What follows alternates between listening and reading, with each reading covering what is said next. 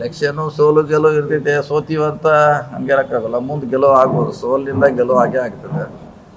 ಪ್ರಯತ್ನ ಮಾಡೋದಿತ್ತು, ಮಾಡಿದ್ದೀವಿ. ನಾವು ಮೊದಲು ಹೇಳಿದಂಗೆ ಇದು ನಮ್ಮ ಕಾರ್ಯಕರ್ತರ ರಕ್ಷಣೆಗೆ ಅಥವಾ ಒಂದು ಬೇಸ್ ರೆಡಿ ಮಾಡಲಿಕ್ಕೆ ಚುನಾವಣೆ ಮೊದಲೇ ಕೂಡ ಹೇಳಿದ್ದೀವಿ.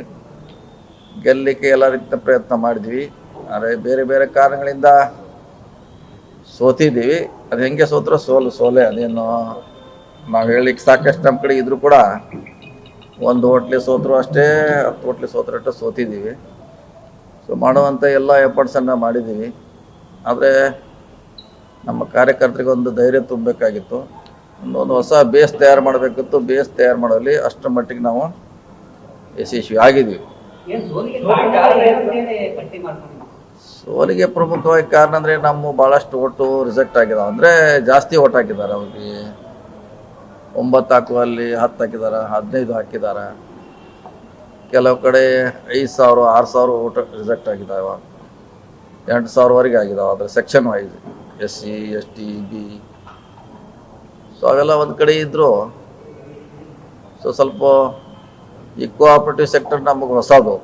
ಇಲ್ಲಿವರೆಗೆ ನಾವು ಜನರಲ್ ಎಲೆಕ್ಷನ್ ಮಾಡ್ತಿದ್ವಿ, ಇದು ನಮಗೆ ಹೊಸದು. ಆದರೂ ಕೂಡ ಮ್ಯಾಕ್ಸಿಮಮ್ ಪ್ರಯತ್ನ ಮಾಡಿ ಒಂದು ಹಂತಕ್ಕೆ ತರುವಂಥ ಪ್ರಯತ್ನ ಮಾಡಿದ್ದೀವಿ. ಸೈಜೇಬಲ್ ಓಟ್ ಅಂತ ತೊಗೊಂಡಿವಿ. 12,000 ನಾವು ತೊಗೊಂಡಿವಿ, 20,000 ಅವ್ರು ತೊಗೊಂಡಾರ.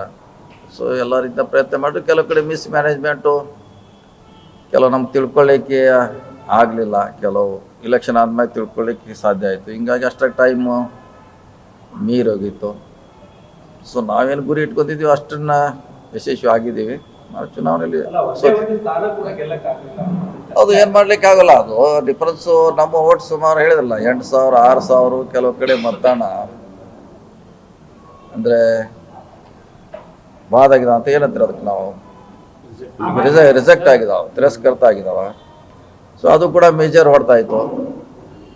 ಸೊ ನಾವು ಅವ್ರ ಸ್ಟ್ರಾಟಜಿ ತಿಳ್ಕೊಳ್ಳಿಕ್ಕೆ ಸ್ವಲ್ಪ ಸಾಧ್ಯ ಆಗಲಿಲ್ಲ.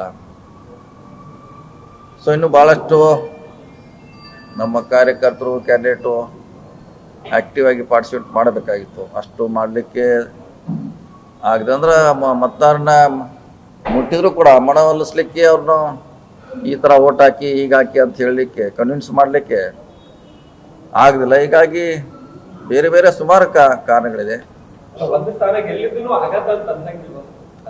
ಆಗತ್ತಿಲ್ಲ. ಅದಕ್ಕೆ ಬಂದರೆ ಪ್ಯಾನೆಲೇ ಬರೋದಿಲ್ಲ.